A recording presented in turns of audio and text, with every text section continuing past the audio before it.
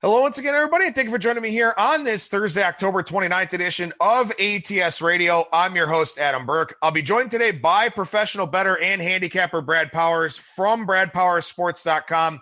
Lots of college football, lots of NFL coming your way here on today's show. Over at ATS.io, lots of college football, lots of NFL over there as well.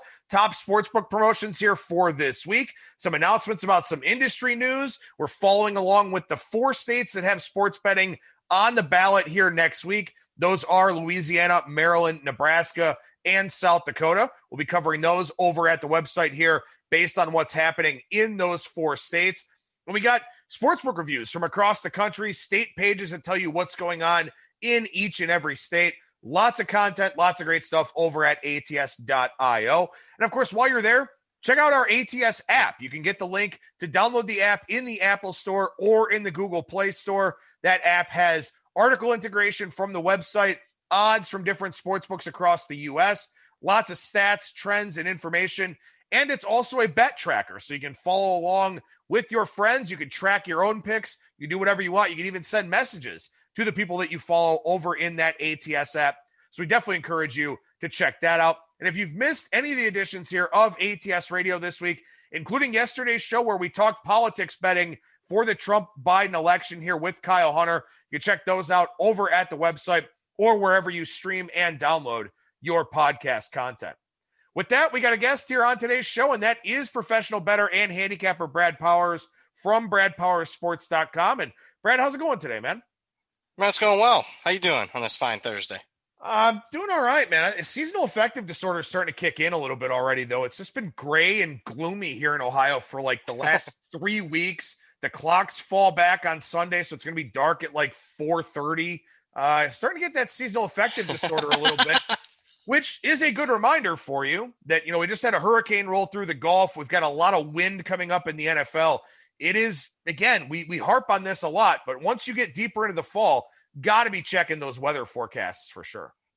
Absolutely. And obviously wind is the biggest factor, more than snow. We had a snow game go over last week, more than rain. Certainly anything above, once you start getting that 15 mile per hour plus, and this week it looks like it's 25 mile an hour. Even though it's featuring a lot of teams that have been going over the total, it's going to be a struggle for a lot of these NFL teams this week.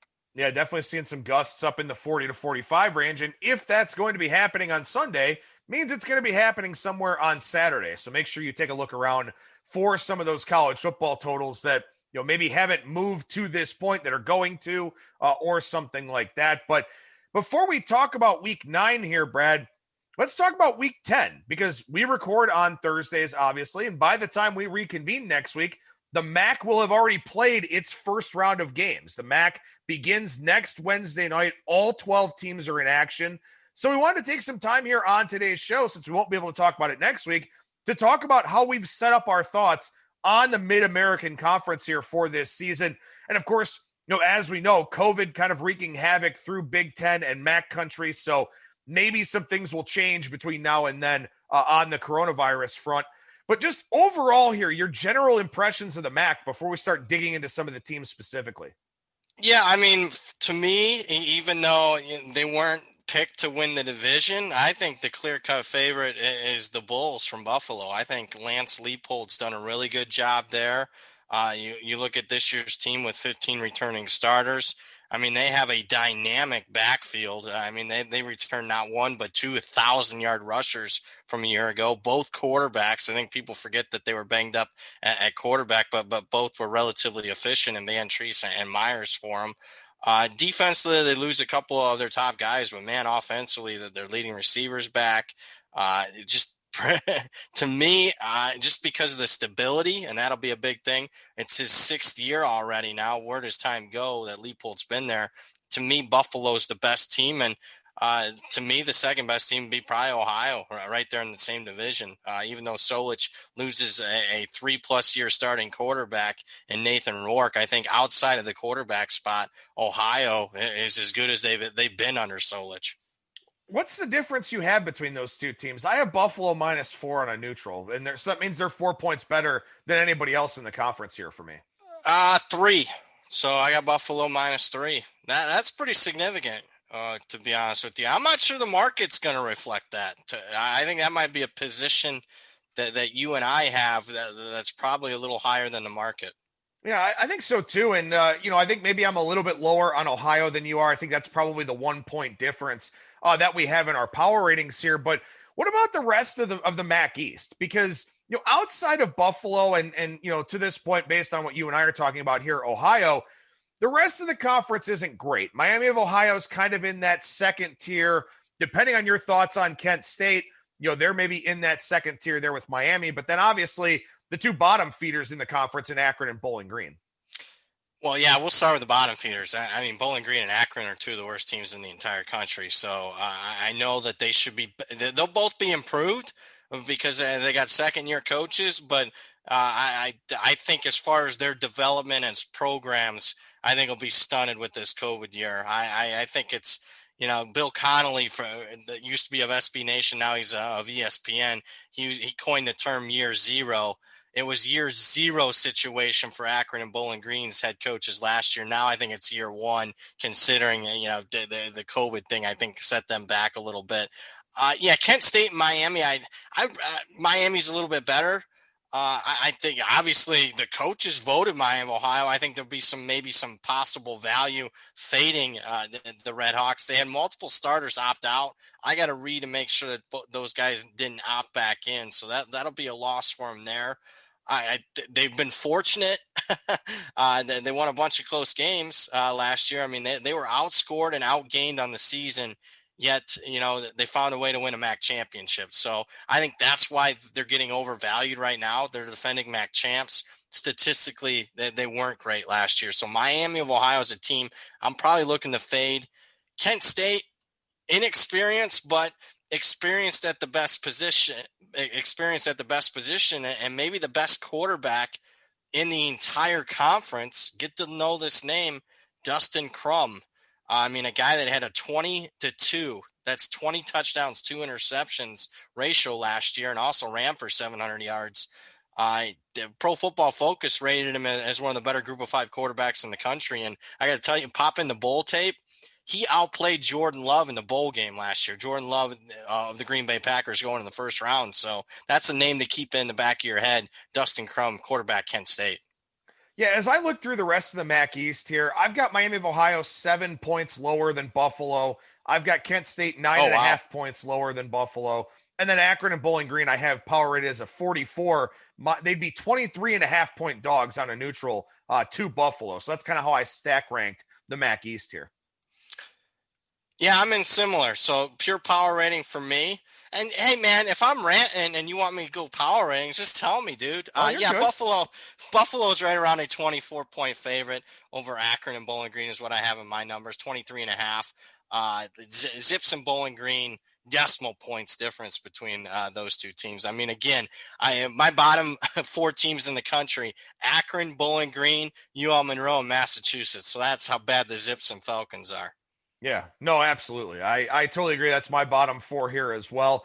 And, again, I mean, it's one of those things where you wonder if one of those two programs starts to get a little bit better this year. And I don't know if they will. They will be hard to bet on, but also their numbers, could wind up being a little bit inflated just because both of them were so bad last year. So maybe there's an opportunity to play on them. We'll talk about our projected lines for next Wednesday's games here in a minute after we take a look at the MAC West. And, I think by and large, the MAC West was tough for me to power rate. I don't know how much Central Michigan drops off with Dormady gone, with Moore still serving that suspension, at least I think for the next little while. Toledo, perennial team that's usually at the top of this division. They kind of fell off a little bit last year. Ball State, a team I think you and I both kind of like a little bit under the radar. Western Michigan, I don't know really what I'm going to get from them. Northern Illinois, they've fallen off quite considerably. And then Eastern Michigan, who has been really good, really competitive under Chris Creighton. They've lost a lot of close games, but their talent level seems to be a little bit lower this time around. Couldn't agree more. It's very tough. I have Western Michigan, Central Michigan, and Toledo basically all tied. I got them right in that 60-point range as far as what my power rating on the team is. And where does that stack rank? throughout the country of the 127 teams that are playing. I have Toledo 86, Central Michigan 87, Western 89. So we're talking decimal points difference as far as power ratings. I got a sneaky suspicion that Toledo's probably due for the bump up after an historically poor season for them. We'll see, though. They had a lot of staff turnover. I love the staff hires that they made, but again, I don't think this is the season per se to have a lot of staff turnover. So that would be my main concern there. Central's due for a drop. Western, again, more question marks than answers, lose their starting quarterback. You're right. I mean, if there's a team that I'm looking to fade, it's probably Northern Illinois. Name brand still carries some weight. If you follow college football, the reality is they're just not anywhere near the same program they were 5-6 years ago. And Eastern Michigan, you're right, is a team that I have power rated last in the division. But I respect Chris Creighton so much that even though I think they're going to take a step back this year, I'm not, I don't anticipate myself, running to the window to fade the Eagles. So one thing I think I'm going to do here is I make some adjustments, to the MAC power ratings here is that Central Michigan, not realizing that Moore was still serving that suspension. That's something I have to make an adjustment for. That's probably 2 to 3 points when you consider the fact that Dormity's not there anymore. You'll want to give a team like Central Michigan the benefit of the doubt. They've got, maybe the most accomplished head coach in this conference here in Jim McElwain, at least in terms of being, a Power 5 type of guy. So I want to give them the benefit of the doubt. I'm probably going to make a couple point adjustment to Central Michigan, 2.5, maybe 3 at the most. That puts them pick 'em or +1 against Toledo on a neutral. I got Ball State just slightly behind that. Western Michigan, a point behind them. And then, as you mentioned, Northern Illinois and Eastern Michigan, two teams that I don't think I want to have too many bets on, and certainly look to fade Northern Illinois here, as much as I probably can. But as we look at the games here for next Wednesday, kind of give you an idea of where our lines sort of shake out here. Eastern Michigan, Kent State. I've got Kent State -5. Western Michigan, Akron. Western Michigan -13.5. That game, of course, on the road at Akron. Not expecting much in the way of home field advantage in this conference here. First of all, these teams, by and large, don't draw super well anyway, but also no fans in the MAC here for this season, to my knowledge. Maybe that's changed, but I think for now, there will be no fans here in this conference. Like I said, Kent State -5 against Eastern Michigan, Western Michigan -13.5 against Akron. Where do you have those two directional Michigan schools next Wednesday? I got Kent State 3 at Eastern. I think that's a fair number. Anything around there, I'm fine. And I got Western 15.5 at Akron. So we're kind of in the same boat here. And again, hey, typically if I'm around a key number and I'm a point or so off, I'm firing away. So much uncertainty in this year. MAC's already kind of can be a higher variance league as it is per se. So I'm probably being a little more cautious with the MAC more than I usually am, because I grew up in MAC country. I graduated college from a MAC school. I know the conference pretty well, but this year I'm probably going to be tiptoeing a little bit, even with some numbers that they're probably going to be soft. Well, let's just face it. I think we'll have some soft numbers. It's just, my confidence level of betting into them isn't the same as what it usually would be.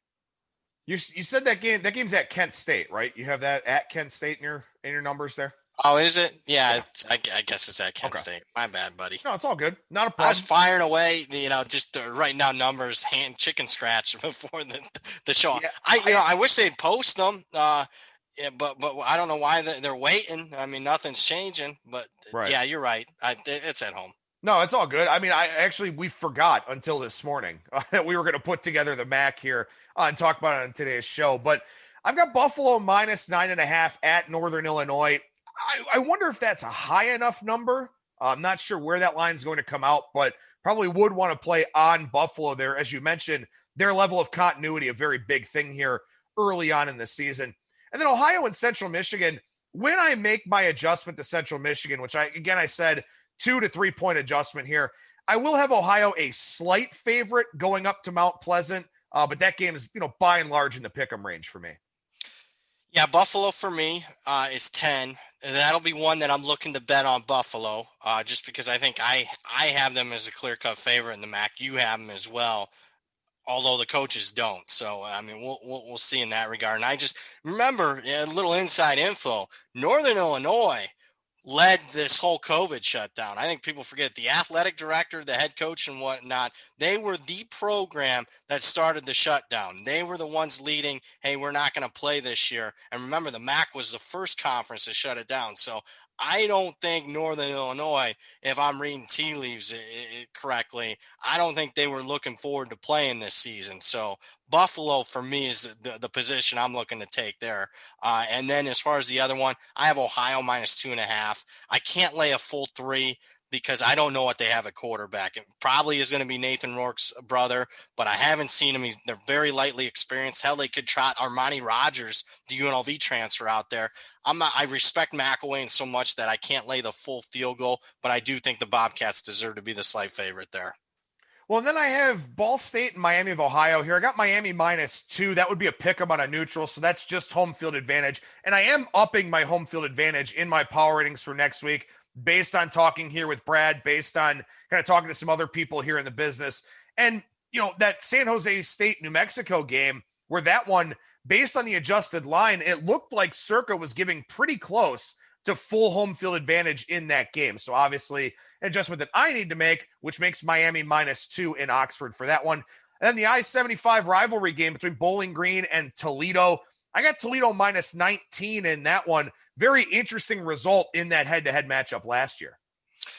Yeah, I mean, Bowling Green pulled off the biggest upset in the history of Bowling Green football last year. They were right around a 26.5-point underdog, won the game outright. I watched that game. That was one game that I watched play for play this offseason. I was bored and rewatched that game.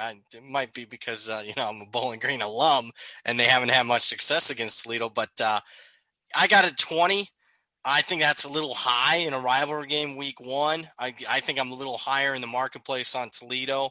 I can tell you this, I almost always, refer to my numbers, but that is one where, I think I could throw my pure power rating out the window a little bit. If you gave me 20 with BG in a rivalry game, I'd probably bet the Falcons in that one. The other one, Miami, Ohio, I only have one. If you're asking me where I anticipate the most having a bet, probably be this one. I think I'm going to be higher in the market than Ball State. I think I'm going to be lower in the market on Miami.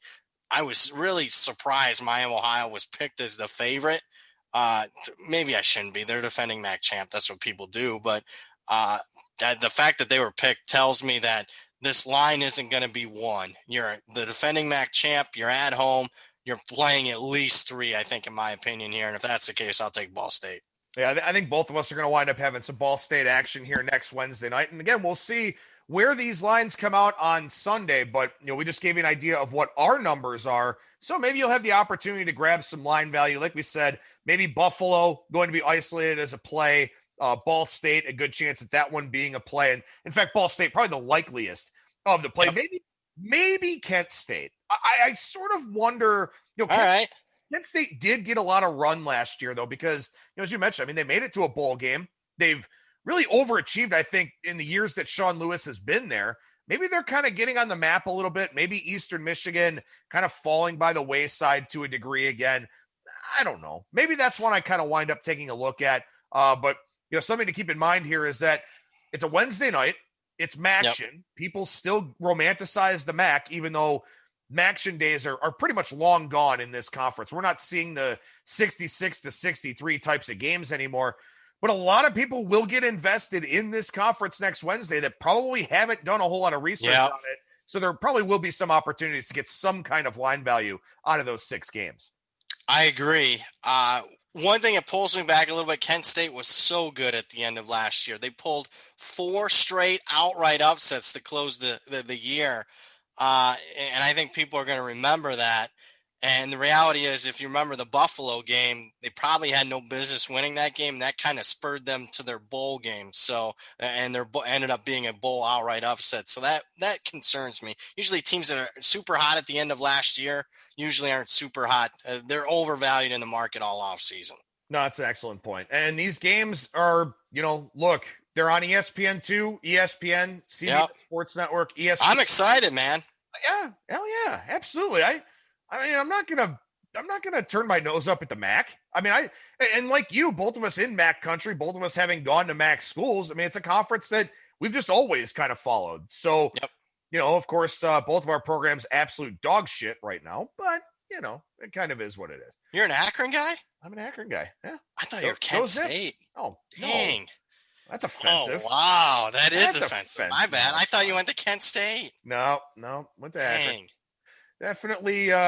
Definitely remember the better days of the football team. Although that new stadium, it's not new anymore. It was finished shortly after I graduated, but that new stadium's pretty nice down there in Akron. Great place Very to nice. watch a game if you get a chance to go. But obviously this year, not really going to be getting a chance to go. So give you our thoughts on the MAC there. We'll give you our thoughts on the Pac-12 next week as the last of the Power 5 conferences gets going. Believe what? No, Saturday. They don't have a weeknight game. So Saturday, everything starts in the Pac-12. Yeah, 9 o'clock in the morning. SC and Arizona State. Can you believe that? It's a decent game. It's a good game, but 9 o'clock in the morning? The you big want to be noon taken Saturday serious? game. Yeah, right. Yeah, you want to be taken serious? Ugh.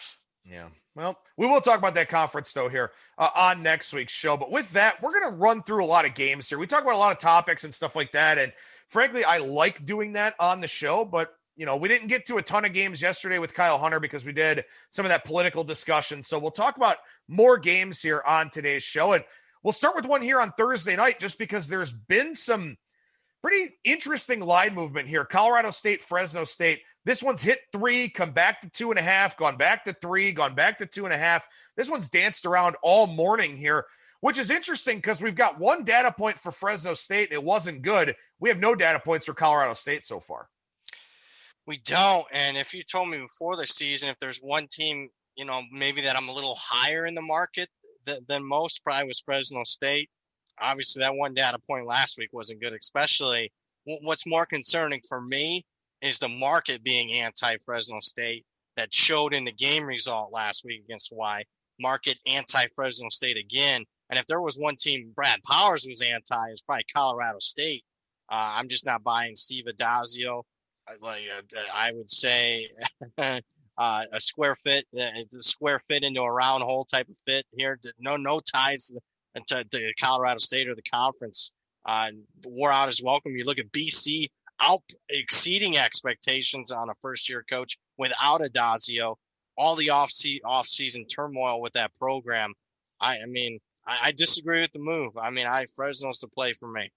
Yeah, I got this one here at Colorado State -1. So I was closer to the open. I'm not going to have a play at 3. If for whatever reason this gets to 3.5, I may have some kind of rooting interest with only 2 games tonight. But really not a game I'm super interested in. But again, if you do power ratings, if you want to create your own numbers, if you want to try and get ahead of the market a little bit, it's important to note these types of things where this is the second week in a row that Fresno State has been bet against by some pretty influential money. So, and furthermore, when you consider that Friday's Mountain West game, which we did talk about on yesterday's show with Hawaii and Wyoming, Hawaii took all that money last week. This week, it's a lot of Wyoming money, not to mention over money in that game. So that's even more indicative of the indictment of Fresno State for a lot of people out there. So, the Bulldogs, we'll see what they do tonight. We'll see if they live up to expectations or not.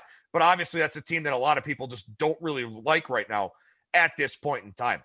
Let's fast forward to Saturday here and hit up a few of these games. And there are a lot of interesting games that we could touch on. But one that I want to start with here, Wake Forest and Syracuse. Wake Forest, an 11-point favorite, total 59 in the second game on the board here for Saturday by rotation number. Ran a query over at killersports.com. First double-digit road favorite role in a conference game for Wake Forest since 2005. And the fact of the matter is it's probably warranted against Syracuse. Yeah, I would say the Orange are probably the worst team in the ACC has seen probably in that span of the last 15 years. Although didn't look at last week.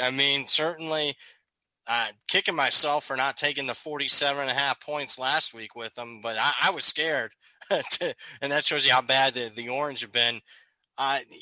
Not ideal to take, to bet on Wake Forest after a big outright upset win, but I really respect Dave Clawson.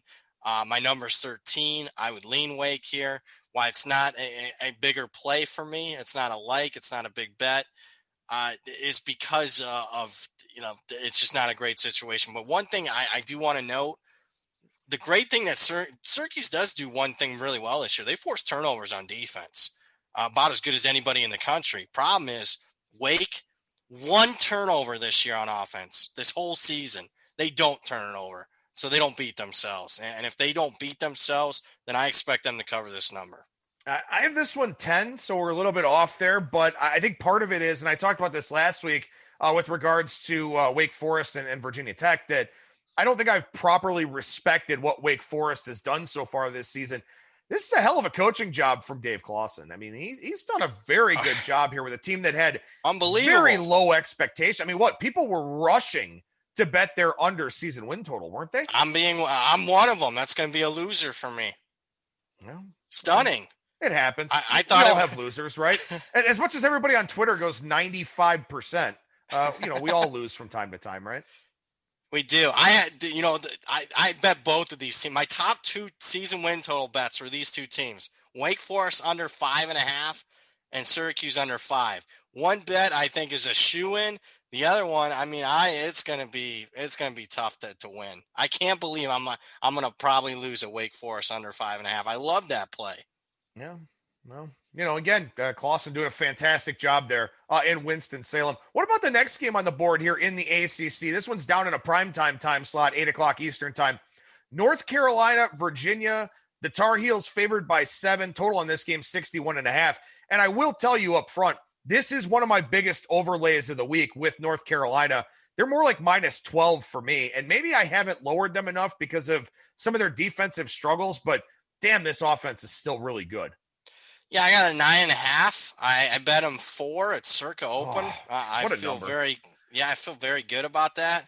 I'm probably kicking myself. I was intrigued by the move because it went to 7 and then came back down to 6.5, and I'm like, oh wow, might be some sharp money here on Virginia. I'm a little concerned with that, but of course, I didn't give it out yesterday when my newsletter hit, and it went right to 7. So probably a missed opportunity to give out the Tar Heels at 6.5. Yeah, I don't get the line. I respect Bronco Mendenhall. He's one of the more underrated coaches, but I just think North Carolina is clearly the superior team. They tripped up against Florida State. They had one bad half of football. And honestly, if they take care of a few things in the second half, they probably rally and beat Florida State in that game. If just a few things went their way. So yeah, 9.5. I thought the line would be in that range, close to 10. So yeah, the Tar Heels, I agree. And I think, to me, and we talk about this all the time, and I know you go through and regrade games kind of based on, the trajectory of the teams. We talk about the transitive property of college football here. And I think what's keeping this number a little bit lower, or maybe, resulting in some of that buyback that we saw from, 7 back to 6.5, and then, of course, now going back to 7, is that Florida State got embarrassed last week.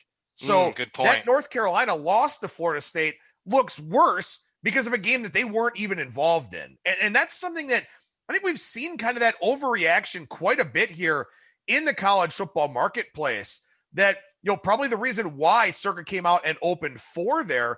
I believe me, the guys at the Circa do a phenomenal job. They're all much smarter than I am. But I do wonder if in some of their openers, they have been a little bit prone to overreaction in some of these games, in particular in ACC play, where everyone's kind of been very Jekyll and Hyde. I think that's probably the explanation for that one. Maybe. I love Circa. It's my favorite book in town. I will support them as long as they keep doing what they're doing. But I think I could set college football lines better than they can. They would crush me in any other sport. But I think there's some room for improvement in some of their lines. But I hope they don't improve, obviously, so I can bet them. But I didn't understand that one. That was just an automatic. And remember, I got to make these decisions within a minute or two, or it's gone. That, to me, I didn't understand that one at all. So, well, and look, I mean, maybe it's the difference between being on that side of the counter and being on our side of the counter. Maybe you do, in this day and age, have to react a little bit more to perception. Maybe it's just, maybe that's the thing. That they have different sorts of ideas when they're setting their openers than we do. Good point. So, I don't want to, and I think maybe it's just, that difference in mentality of, us on this side of the counter, them on that side of the counter of, more people probably do pay attention to the results, whereas we're digging a little bit deeper. And, hey, I mean, we'll see. We'll see what happens with this game. Maybe 4 would have been the right number. Maybe something closer to 10 like ours is the right number, but everything's kind of settled in between now. So Good point. I guess we'll sort of see how everything plays out. What about game 117, 118 here? Kansas State, West Virginia. And this is an important game with regards to box score study where, yeah, Kansas State hammered Kansas in the Sunflower Showdown, also returned 2 punts for touchdowns, returned a punt inside the red zone. Kansas fumbled a punt. Kansas State had a pick 6. All kinds of things went Kansas State's way in that game, and they made their own breaks because their special teams have been excellent all year long. But some people may be surprised to see West Virginia -3.5, -4 against a team that is ranked. Yeah, I think it's a good spot to bet West Virginia. If I had to guess, West Virginia is going to be the right side here. My numbers don't call for it, which is surprising because, I mean, my numbers take into consideration that the Mountaineers are outgaining their opponents by nearly a couple hundred yards per game this year. Meanwhile, Kansas State's -60. But, man, Kansas State just does all the little things well. It would be fluky. You would say, it's a fluke. But yet they do it game after game, year after year, this program, special teams, taking care of the football. Honestly, it's almost like the program's been rejuvenated under Chris Kleiman, where they kind of weren't doing those things as well the last couple of years under Bill Snyder. Now it's like right back to where they were several years ago, doing all these things. They're the best underdog team in the entire country. I mean, it doesn't matter if it's Kleiman or Bill Snyder. I mean, they're covering 67% since 2009 as an underdog. That keeps me off it, and also keeps me off it. I bet West Virginia last week, and just, I don't know, the program, they don't do the little things well. Box score looks great for West Virginia. They're sloppy with the football when it comes to turnovers, and they miss stuff they'll miss a key block and get their quarterback hit. That's why I just can't lay the 3.5 here. I think it's the right side, but man, those little things add up, and this could be a frustrating game if you're betting on the West Virginia side. Yeah, for sure. I mean, my line's West Virginia -4.5. It's not far enough off for me to play it. I think the spot is interesting. I will mention that Kansas State has covered 5 in a row, all in the underdog role off of the rivalry game against Kansas. So no letdown for them coming off the rivalry. I mean, you probably shouldn't because it's a very one-sided rivalry at that. But it's always interesting to take a look at how teams do coming off of a big rivalry game. And of course, this year, the margin of victory, one of the biggest that they've had. So we'll see how they do going up to Morgantown here for a tricky trip up to the Appalachia country and an early kickoff here too. So we'll see how that kind of hurts or helps Kansas State in that one against West Virginia. We were dead wrong last week on Notre Dame. I don't think we could have been more wrong on that game. It was not good. Basically from start to finish, not good. Notre Dame here laying 20 against Georgia Tech, a Georgia Tech team that they haven't really looked all that great the last few weeks either. But Notre Dame's got Clemson on deck in what could very well be a college football playoff quarterfinal, I guess I could call it here in the ACC. What do you do with Notre Dame this week? I'm not as strong fading them. Look, I'm not that low on the market. Notre Dame, I got a number 5 in the country in my power ratings. I only have Clemson, Ohio State, Alabama, Georgia, and now Notre Dame. I mean, that's where I have it. It's not like I was extremely low on them last week. I just thought matchup-wise, it was a good matchup for Pitt. Obviously, it wasn't. Couldn't have been more wrong there. Notre Dame couldn't throw the football all year. All of a sudden, they throw for 300 yards. So, to me, that was a little bit of an outlier. It was an outlier, the fact that Notre Dame always struggles with Pitt. It didn't matter who the coaches were, who the players are. For 20, 30, 40 years, they always struggled with Pitt. They didn't. They crushed them. And I was stunned. Notre Dame played their best game of the season. It was my worst pick of the year. Something tells me that they won't look as dominant this week, but the reason I can't talk myself into betting Georgia Tech is they too struggle with turnovers, just like Pitt did throwing picks last week, and I don't want to take a flyer with Georgia Tech because they're not buttoned up. Notre Dame's very buttoned up on defense, so they don't give up the big play, and if you're prone to turnovers, I mean, they'll take advantage of them, so I think Georgia Tech, power ratings, I have it at 18.5. I lean Yellow Jackets. I'll probably bet a little. Just out of that. Usually when I'm so wrong about a team one week, it usually comes back around a little bit the next. So for that reason alone, I'll play a little on Georgia Tech. What's your line for next week with Clemson at Notre Dame? 11 sounds cheap. But again, that just goes to show you that I'm not as down on. Everyone acts, oh, you're so down on Notre Dame just because I bet against them 3 weeks. I went 2-1. I'll die a very rich man if I go 2-1 every day of my life. I'll do that. Sign me up right now. But yeah, I only have it 11. That's a pure power rating line. If you gave me 11 at Circa on this Sunday morning, I would bet Clemson at -11 just from what I've seen. Even though I think Georgia Tech's probably the right side here, I'm hoping Notre Dame wins the game by 50 points. Well, I really do. I want them to win by 50. I want Clemson to struggle with Boston College. Get me under 10 for next week. That's what I really am looking for.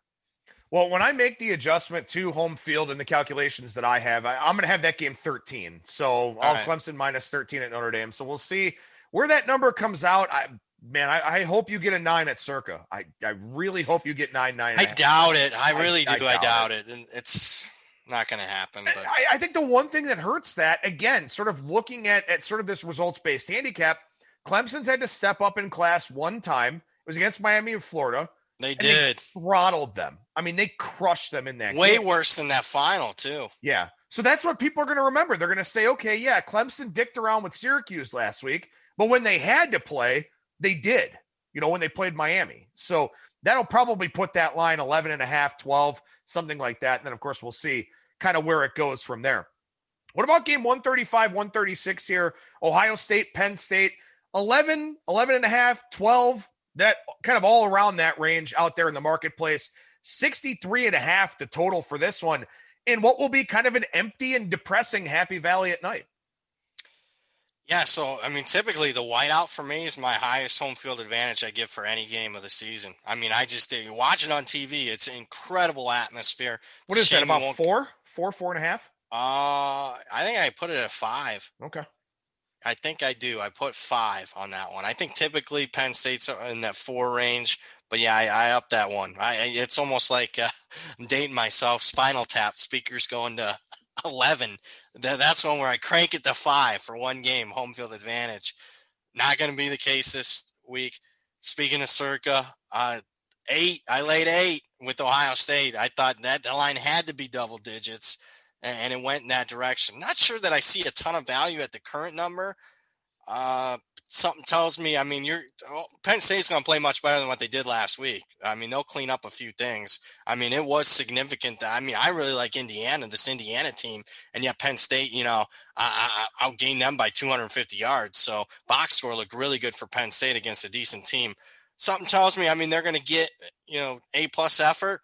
I'm not just sure it's going to be enough. I think Ohio State might be just that damn good. So the Buckeyes defense worries me a little bit, the ground game a little bit, but man, I got an elite quarterback, an elite head coach, and damn, I mean, they covered against Nebraska last week. And really, if you watch the first 20 minutes of that game, you thought you for sure had an easy winner with Nebraska. I took an off number of 28. I lost the damn game. I mean, that's unbelievable. Yeah, I had 26. I thought it was dead for a while. Just Ohio State, they looked disjointed. They looked out of sync. The offensive line had some major. Won a game by 35. And they won the game by 35. And that was the thing. I even said that on Twitter. I'm like, well, that was a casual 50 burger that Ohio State put up because it never felt like they were going to hang 50. It just didn't. I mean, Olave had the drop in the end zone on Fields' one incomplete pass. But the running game, and that's something that I do think going forward could be concerning for Ohio State. Master Teague is not J.K. Dobbins. There is a big difference between those two players. And I don't know if they have something behind Master Teague that they want to use. Sermon doesn't look like it. No, Sermon doesn't look like it. And the thing about Dobbins was he was so good out of the backfield catching passes. Yeah. Just so good. And Teague doesn't have that to his game. So for Ohio State, I think they got to figure out something a little bit different. And I don't know if that's using the tight end a little bit more. I don't know if that's going deeper down the depth chart, something like that. They certainly don't want Fields to run as much as he had to in the first half of that game last week. Ohio State's got some things to figure out. And I'm not going to take Penn State, but I'm going to take under 63.5 here. There you go. It goes up a little bit as we get closer to kickoff. I think that is a possibility. Something about Ohio State just doesn't look fully there. And it's only one data point, but they're stepping up in competition here in a pretty big way. So I think the under may be the way to look here in this one. Yeah, I agree. I only had the total at 59, so I'm with you, bud. You think it goes up? I think it has to, right? Yeah, it could. Ohio I'm State trying to scores think. a ton of points. Yeah, Penn State gave up a bunch of points. We got a couple data points, and game day money last week was on the over in both of these teams' games. Yeah, I think so. I think it's probably the way that it goes. Got to check weather, though. That's true. That's a good point. Very, very good point there. All right, what about let's see if we can find a game kind of off the beaten path here a little bit, because I do like to talk about a lot of those types of games too here. Let's talk about a game, I guess we'll go ahead and say in your backyard here, Nevada and UNLV, 153-154. Nevada's up to 14, and this total is 60 here in this one. I mean, are we all just, kind of victims of the moment here with Nevada outright over Wyoming last week and UNLV with 2.91 yards per play in their game against San Diego State? Or is there something more to what's happening here? It's too much. I mean, I bet Nevada -8. I mean, another Circuit World opener where I was just like, man, that's going to race. I mean, you got to anticipate. I think that's one, you got to anticipate the market sometimes. And what you just saw, Nevada had a good performance. UNLV was dog crap. I'm sure people only watched the first half. I mean, that's all they could stand when it's 27-0, and San Diego State had more points than UNLV had yards on offense. But I saw some things in the second half. They fought. They didn't wave the white flag and got crushed in that game. I mean, they could have, they're fighting to cover, honestly. And I tweeted this out, a play call I didn't agree with there in the fourth quarter, but it's too much. I only have it like 9.5. Yeah, and I fired it at -8 on Nevada, thinking, it's going to race to 10. And, man, I didn't anticipate it racing to 14. I'm only one data point, so it's not with extreme confidence that I'm going to fire back and look, at UNLV. But yeah, I am going to take a piece back on the Revs here at 14. I just think too much of an overreaction. And they got to be somewhat excited to be playing in Allegiant Stadium. They're going to allow a couple thousand fans for the first. Fans are going to be in there for the first time this year. Yeah, I think 14 is just a little too much in a rivalry game that UNLV, at least under Sanchez, had gotten the better in Nevada the last couple of years. Yeah, when you look at this one in this head-to-head rivalry, this will be the biggest underdog role for UNLV since 2011. And I know you like to play, either on or against some of those historical outliers, depending on, what the outlier is. And for right now, this is one. So, definitely an interesting game. I agree with you. I think this line's just gotten too high. I had it more in that 8.5 range myself. So definitely one where this line is just kind of off the rails a little bit. How about this game here?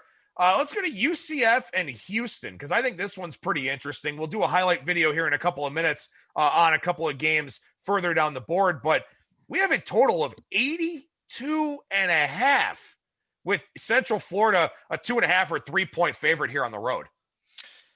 Yeah, it's historically high.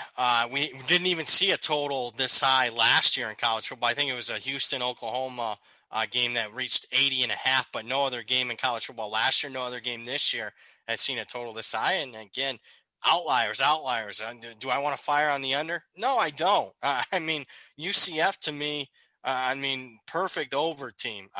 Just play after play after play. I mean, a team that right now is looking to set the all-time record as far as yards per game on offense. That's how good they've been. They need to clean up the penalties. They're last in the country in penalties. Otherwise, they'd score more. I mean, if they have a clean game penalty-wise, this is a team that could put 60 in a blink of an eye on anybody. And Houston, offensively much better than what they were a year ago. UCF is probably the play that I would make, though. I got it more closer in the 3.5 range, so I think I'd be more willing just to lay the favorite here. Yeah, I think when you look at something like game flow and kind of game state for this, if you're expecting 80-plus points, who does that style of game benefit the most? And the answer is UCF, because good point. They're not getting stopped. I mean, their offense is so good. Dylan Gabriel is so good. And you think about last week's game too. I mean, they dominated Tulane. That final score is nowhere near indicative of what happened in that game. They almost doubled them up in yards, and Tulane had like 370 something yards. So that was a spot where Tulane had, I think, a pick six and then also had like a 4-yard touchdown drive or something like that in the fourth quarter. So 14 UCF ended the game on the 1. Yeah. So 14 gift points for Tulane. UCF could have scored again if they wanted to. That was a misleading box. I'm surprised this line has actually gone to 2.5 at some places. I really am. My number's only 3.5. But again, UCF just kind of fits the profile here, especially in this higher scoring environment. So I think we both may wind up on UCF in that one. Yeah, lean that way. Pizza bet. Do it. Peer pressure. Do it. Close games. They've been awful last couple That's years true. under Heupel. I mean, they just have. And again, I go back, they're not buttoned up. You mentioned a dominating box score against Tulane last week. They were dominating Memphis as well. And, fumbles at the goal line and crazy stuff in that game and couldn't get it done. Their kicker misses a field goal. I mean, somebody wants to fight him on the sidelines. This team is not buttoned up. So that's, typically lines 2.5. I have 3.5. Offer key number 3. I'll lay it. And I think that's the way to go here. But it's not going to be a big bet because, again, I am worried that UCF is not buttoned up. Well, but then again, it's Dana Holgerson on the other side. Right. Well, if you're going to want to fight anybody on the sideline, it's probably the kicker, right? Maybe the punter? I don't know. Yeah. No offense. Probably the kicker. Punter, yeah, I'd rather fight the kicker than the punter. Punters can lay the wood sometimes. We've seen some punters throw some good hits out there. No McAfee. Offense to any kickers and punters out there listening to ATS Radio. All right, let's go ahead and do a highlight video here. 4-game 181-182 LSU and Auburn. I'm ATS Radio host Adam Burke. Joining me, professional bettor and handicapper Brad Powers from BradPowersSports.com. And this is a big one here in the SEC West between, as I mentioned, LSU and Auburn. Tigers guaranteed to win this game, but which university's Tigers will win? I'm going to go the dog here. I'm going to go Auburn. And the home team's been the pick in the series. I mean, the home team is 17-3 last 20 times they played. That shows you how close they are that home field could be that much of an advantage. But it also shows you, man, home field must be a big advantage. Although COVID 2020 year, home field maybe doesn't mean as much. So maybe throw that stat out the window. Here's where I do think there's value. I think LSU got upgraded too much for last week's blowout win over South Carolina. If you look at statistically, and maybe this is why LSU's favored, Auburn lost at South Carolina 2 weeks ago. LSU just got done beating South Carolina by 4 touchdowns last week. So maybe that's why. But you dive into the box scores of each game. And honestly, even though you got a huge discrepancy there, if you look statistically, Auburn had a more impressive performance against South Carolina than LSU did. And for that reason and that reason alone, I think there's value on Auburn. I have Auburn in my power rankings. This is one of my biggest overlays of the week by like a point.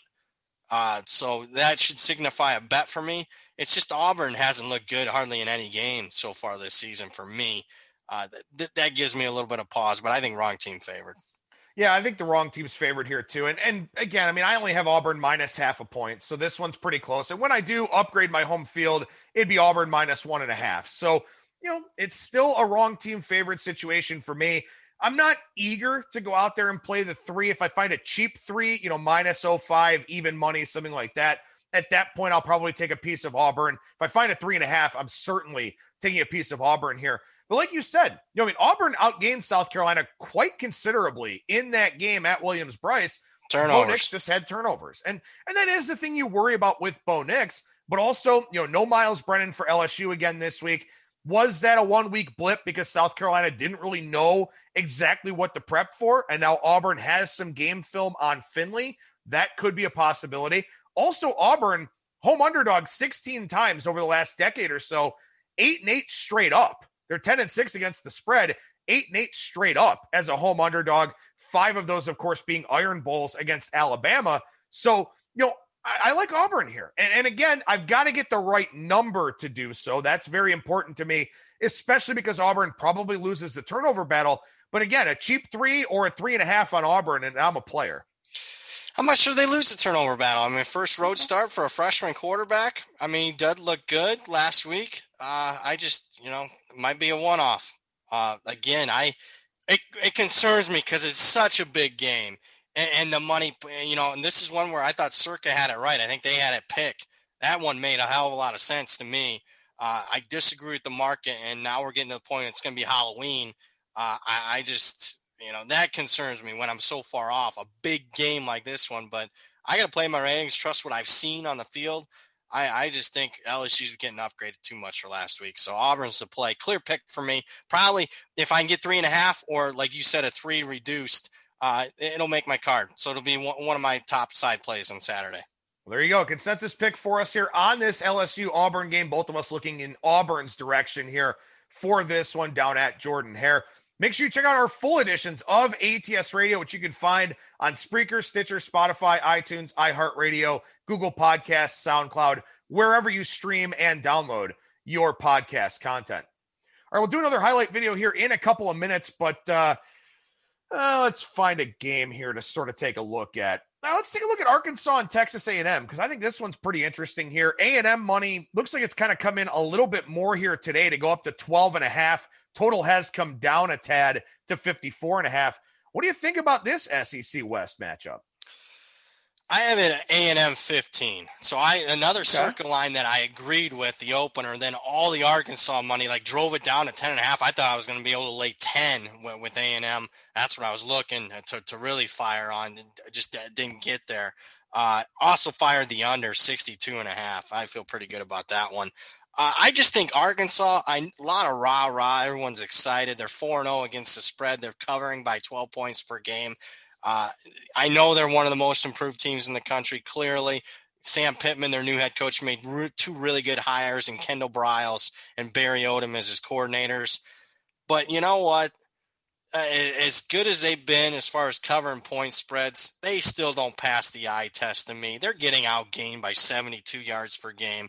They're +6 in turnovers. Ole Miss just had a meltdown against them as far as turnovers.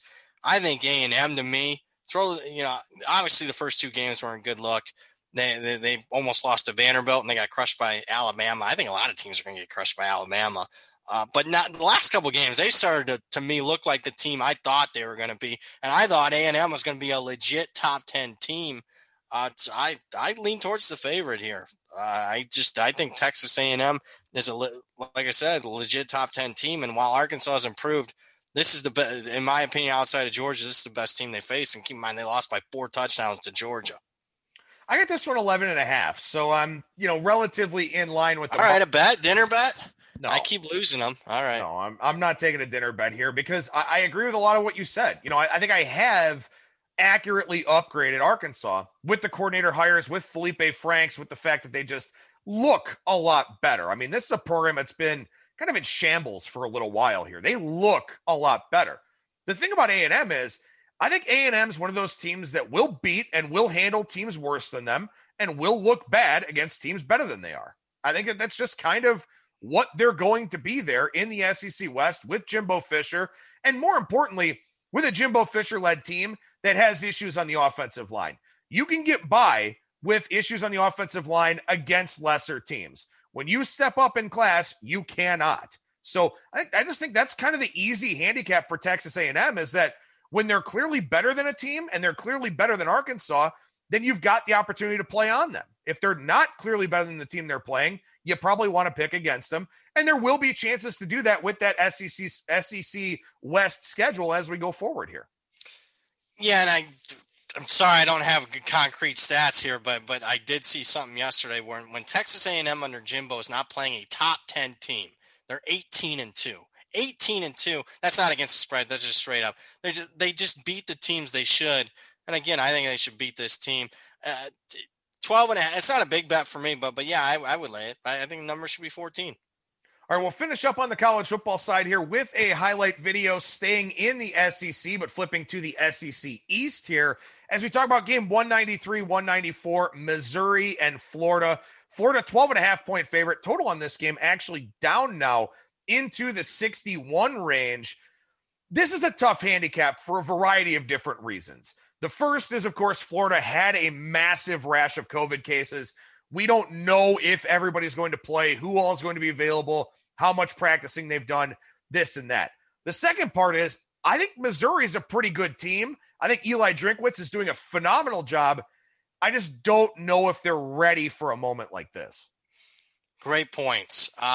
You got to take the dog here just because Florida, the possibility, it's either Florida's not, which the line seems about right. Maybe it'd be a little bit higher if the COVID isn't an issue for them, or they are going to be significantly impacted. So I think you got a decent bet, at least taking a little bit on Missouri here. Florida didn't practice for 2 weeks. That's got to be an impact, you would think. And you don't know who's going to be officially out for them. Although I will say this, I've been betting on this COVID stuff all year, and it's been a hit and miss. And by hit and miss, I don't mean 57%. I don't mean 55. It's literally been 50-50 in some instances. Just been dead wrong. Even getting out in front of numbers on some of those COVID issues. So, if everything was in a perfect world, I would say Florida's probably 14.5-ish is what I would have it. It's not in this instance, so I would lean Missouri here. And you mentioned it, Missouri last week. You want to talk about okay, they upset Kentucky 20-10. It's not going to move the needle much, I think, among most casual bettors. You dive into that box score. I mean, it's like they should have beaten Kentucky by 40.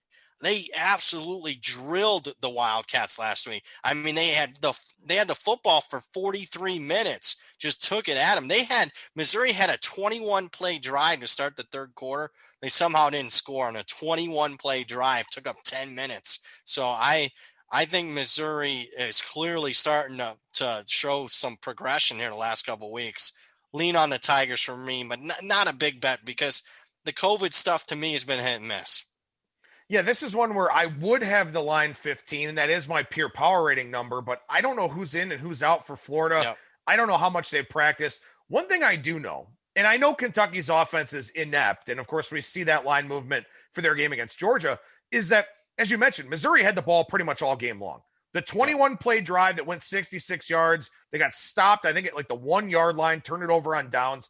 They had a 15-play drive for 61 yards where all they did was kick a field goal. They had a couple of other short field goals in that game. This is a live betting opportunity to me. If I see Missouri moving the football and controlling the game, it's a live under, or if Missouri's a big enough dog, I will take them. Because to me, Florida hasn't played in 3 weeks, and I don't know how much practicing they've been doing, and guys have had a respiratory illness. If Missouri is chewing up clock, keeping Florida's defense on the field, they have to get worn down. So I think Missouri, that's their game plan. I think that's exactly what they want to do here, even with what's happened to the total on this game, even with how bad Florida's defense looked early on, how explosive their offense looked. I think it's under, or you wait and try to take a live under here if Missouri is controlling the clock as they did last week. That's as sharp as it gets right there. Sure it is. As sharp as a dull knife, right? It sounds all good. And then, it's Florida, totals, they're going up and down the they're going up and down the field. 45-3 like Notre Dame and Pitt was last week. Yeah.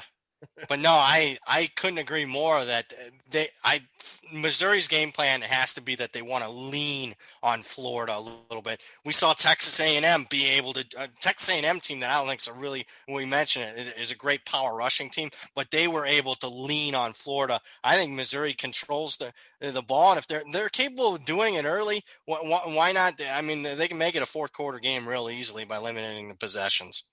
Well, there you go. There's a highlight video from ATS Radio with host Adam Burke and pro bettor and handicapper Brad Powers from bradpowersports.com.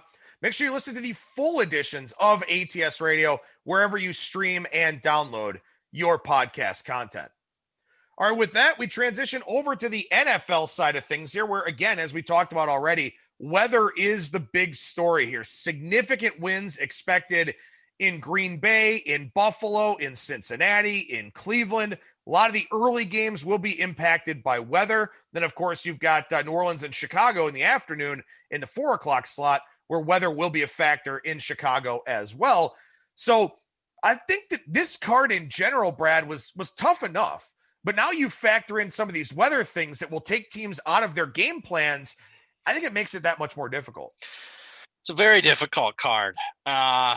Because in a lot of these games, it's, Green Bay, Minnesota have been 2 dead net over teams. And now weather's going to be a significant factor. All right, it's priced in. It moved a couple of points. Both almost all the totals moved a couple of points yesterday. So now you're playing steam. You're playing. You could have gotten the best of the number yesterday. Although when you got windy forecast, we're still 3 days out. It's tough to predict wind a lot of times. It's tough enough to predict the weather as it is. Wind I've seen, it's going to be significant. It's going to be significant, and then just all of a sudden it isn't. So that I probably wasn't aggressive as I should have been this week, playing those. Again, it's tough to handicap because the teams, how drastically are they going to change the game plans? Aaron Rodgers had a great year so far. Are they going to be way more conservative? If that's the case, I don't feel like laying 7. But Buffalo, New England looks like there's going to be some weather in that one a little bit. Is that going to impact New England at all? They haven't done anything on offense the last 3 weeks. Las Vegas and Cleveland have been 2 dead nut over teams. It'll be very interesting to see how that impacts those. Yeah, I struggled. Again, my newsletter, I come up with 3 picks a week, whether it's side or total. I got to tell you, man, this I've been doing it 6 years now in my newsletter. This would make the top 5 in a 6-year period as far as difficult finding, if other than just blindly betting the unders in those 4 games.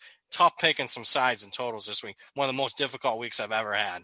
Yeah, well, and I get to try to find 5 sides for the Circa here this week. How you doing, though? You're doing all right, aren't you? Yeah, doing well. What is it? 21, 13, and 1 so far. Exactly. So, everyone complains, and yet everyone, does well. A lot of people are doing well in both of those contests here so far this year, though. The books have not had good NFL Sundays to this point. There were a couple that were decent. Last week was not a good one. The field did very well in both of those contests. I'll talk about that. When the books do bad, I do bad. So I'm having my worst NFL season in 6 years.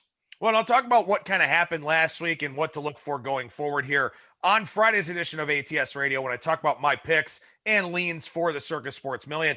I will say this, just sort of generally looking down the card here, of the games that we've already kind of glossed over here, I kind of like Minnesota a little bit just for the simple fact that they have been an elite defense on third down several years in a row now because Mike Zimmer is an excellent play caller. Now, the bye week really hurt them because they actually wound up losing a couple of guys to injury. They traded Ngakoue, stuff like that. But third down's a passing down, and the Vikings are already really good on third down. So if the weather is going to be bad and it's harder to throw, maybe that gives Minnesota an extra edge defensively, an extra weapon towards trying to defend Aaron Rodgers. So maybe I start looking at Minnesota because of that. Buffalo can't run the football.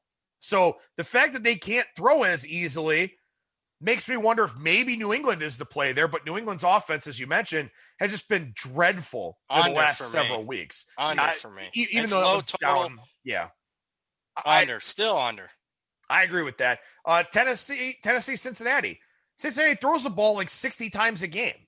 Yep. Wind's going to be 25-mile-per-hour gusts. Could be a little bit of precipitation. Got to figure that favors Tennessee a little bit, because Joe Burrow just has to throw all the time. And Mixon was out last week. We'll see if Mixon plays this week. Vegas and Cleveland, I have no idea. Cleveland, 3 guys on the offensive line didn't practice yesterday. Treader, Teller, and Conklin. Chubb is still out. OBJ is out now. Hooper's still out because he has appendix out last week. So the Browns have all kinds of offensive concerns that I'm worried about a little bit. But as far as other games, Indianapolis and Detroit, right? Do the Colts deserve to be favored over really anybody on the road right now? I don't think so. I agree. There was a lot of hatred about Phillip Rivers going into the bye, but also they're off the bye. I think Frank Reich is, certainly an upper half coach, maybe borderline top 10 coach in the NFL. Do I want to pick against Reich coming off the bye? I don't know, but it doesn't seem right to me that Indianapolis is a road favorite in that game. I agree. I had that one Indy 1. So if I got the full field goal, I'd lean Detroit. I certainly think that would be a lean there. If I was having to make a contest pick, what is it though? It's probably 2.5 in the contest, isn't it?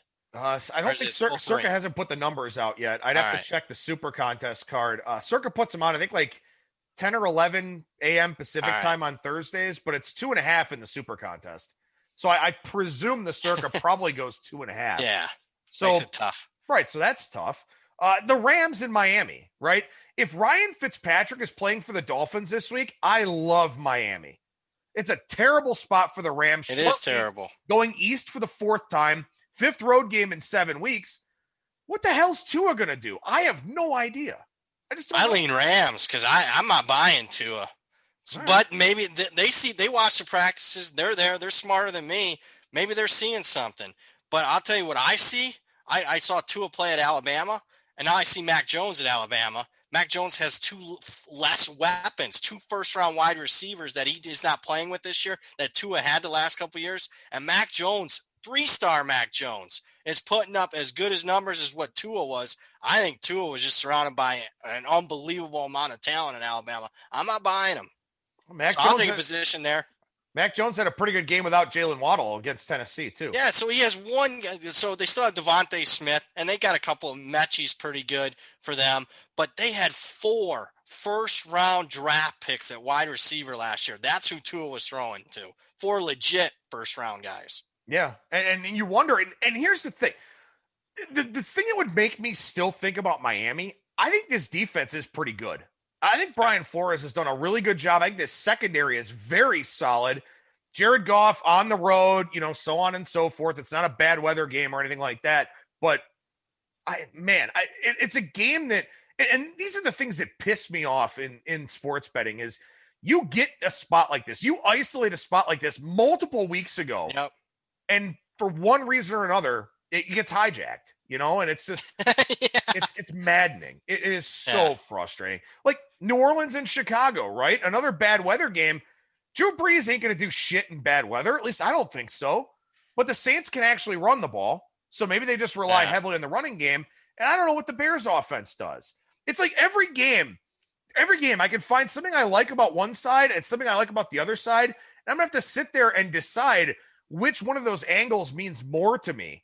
And God, I wish I could just play totals in the circa.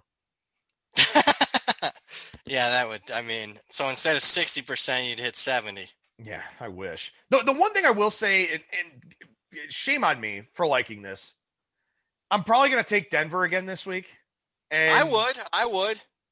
3 overreaction. How in the hell do you lose a game by 27 when you had like a 150-yard edge? It was I bet the under, obviously, like an idiot. I got ahead of a line move because of snow.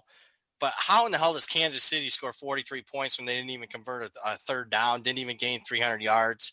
A couple of non-offensive touchdowns helps you. But still, Denver, I would be a pick for me. I'll tell you this. This is going to surprise you. I like Baltimore this week. I'll lay the number with Baltimore. Hang on a minute. Wait, we're doing a highlight on that one? We're going to do a highlight on it because we're on opposite sides here. So we're going to do all right, let's do it. An impromptu highlight video here for the NFL on ATS Radio. I'm host Adam Burke. That's professional bettor and handicapper Brad Powers. Talking about game 281, 282, Pittsburgh and Baltimore. Baltimore, 3.5, pretty much the number market wide, 46.5 the total here. And we're going to have a difference of opinion on this one. So we'll start with the smarter of the two of us in Brad Powers. Oh, I don't know about that when it comes to the NFL. You're kicking my ass this year. But here's what I'll say. I like looking at look-ahead lines. Look-ahead line, maybe it was dead off on this one, had Baltimore 6. Okay, Pittsburgh won, was impressive. Upgrade them. What did Baltimore do? They were sitting at home eating cheeseburgers. They're on a bye. And speaking on a bye, Harbaugh coming off a bye has been damn good. He's 12-3 straight up. He's 10-5 against the spread coming off a bye. That's even counting a couple of disappointing playoff performances. He's even better when it's a regular season. Here's what I'm playing it. I know a lot of people are going to say, hey, Pittsburgh's going to play the disrespect card because they're unbeaten and it's a rivalry game. It's been an unbelievably close series. It is the best rivalry in the last 20 years in the NFL, and it's been remarkably consistently close. To me, I think there's a little bit higher variance because of Lamar Jackson. And for me, it's how many times can Pittsburgh, be up? You saw them play Philly. That's a game that is very important for in-state. Then they smashed the Browns to make sure to squash that. Very good performance by Pittsburgh. Last week in the battle of unbeatens, they get up early and then they have to hold on for dear life against Tennessee. Meanwhile, Baltimore, again, sitting at home last week. I just think effort from Baltimore, and they're not as good as last year, but I agree with more the look-ahead line. I made it 6. Ravens were my favorite play of the week as far as sides. All right, so we're opposite this one. We'll have to do another one of our dinner bets where you owe me about 12 of those already. I like Pittsburgh here. And, the thing about Pittsburgh is, as you said, how many times can they keep getting back up? And I think it's a fair argument to make, but they keep doing it. And I think that, this illustrates Mike Tomlin and how good of a head coach he is, even though there were some people a couple of years ago that wanted him fired. And, I have no idea why. But when I look at how this Pittsburgh defense specifically is comprised, it was built with one objective in mind: to defend Lamar Jackson and stop Baltimore. Think about the team speed that this Pittsburgh defense has. Think about the blitzing that they're able to do because they trust their corners enough in single coverage. They want to be able to stop Lamar Jackson. And last year in the game Lamar Jackson played, 3 interceptions, 3.8 yards per play for the Ravens. Again, only one data point, so I don't want to overreact too much to that one game, but it was pretty clear that Pittsburgh had the right game plan, did make Lamar Jackson uncomfortable. Jackson's not running as much this year. He's trying not to unless he absolutely has to. And maybe he pulls that weapon out of the bag this week, and maybe it is something that does help Baltimore to this win and cover. But there's something that hasn't looked right about the Ravens here so far. Maybe they figure it out off the bye. Maybe they don't. Jackson said he got together with his wide receivers and they worked on some different things. I just think Pittsburgh is a really, really, really good team. It is not a fluke that they've gotten to where they are. And I think getting the hook here with 3.5 is something that could come into play. I will take Pittsburgh here in this one. You can get better than the hook. You probably get 4, buddy. Yeah, I probably could. I probably won't get 4 in the circa. I mean, maybe. But I'm telling you, man. And again, I understand what you're saying about the look-ahead line, and I totally agree. I think it's also interesting, too, a game we talked about a lot with Brian Blessing on the show here. The look-ahead line for Tampa Bay and Las Vegas was pick. Then all of a sudden it goes to 3. What did Vegas do wrong? Nothing. They got COVID after the line move happened. They had beaten Kansas City outright the week before. It was just that they hadn't played. So I understand what you're saying about the line movement, and I agree with where it is. Gruden's not good off a bye. He's kind of lackadaisical. Hey, give the guys, a week off. Harbaugh isn't that guy to me. That's why. And Cal Sports had a good trend.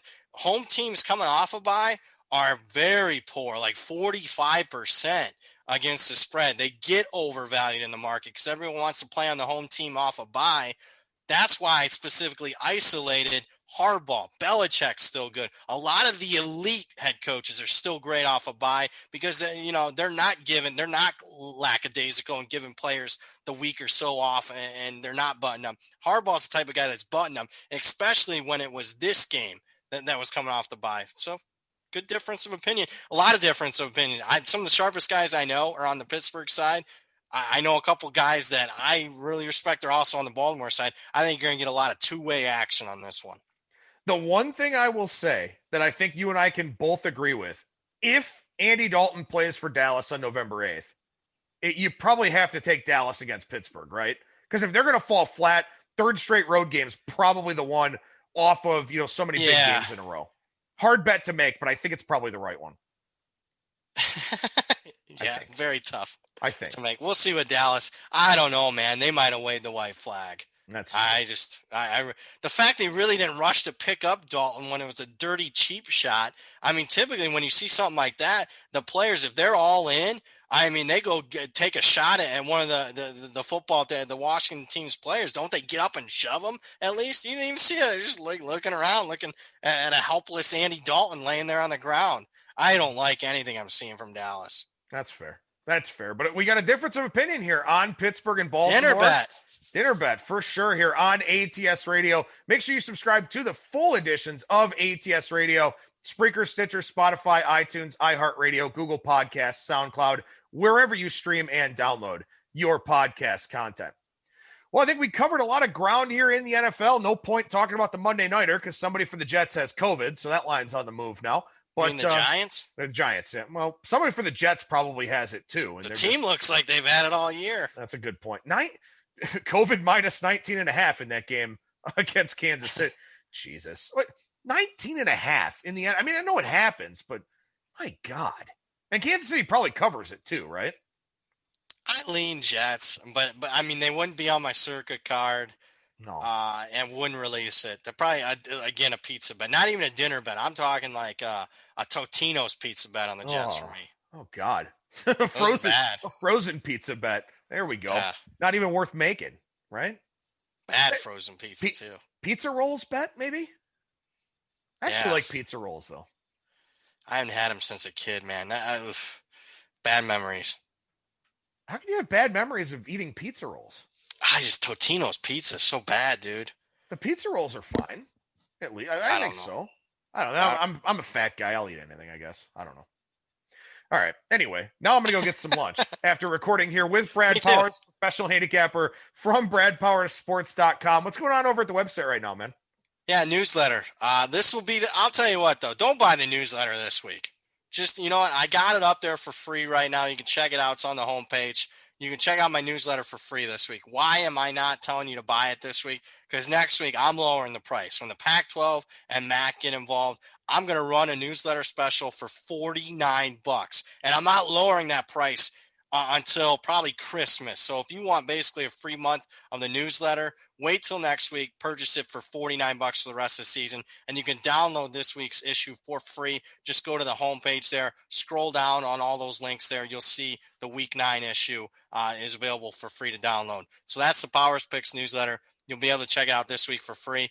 And if you like what you see, buy it next week for $49.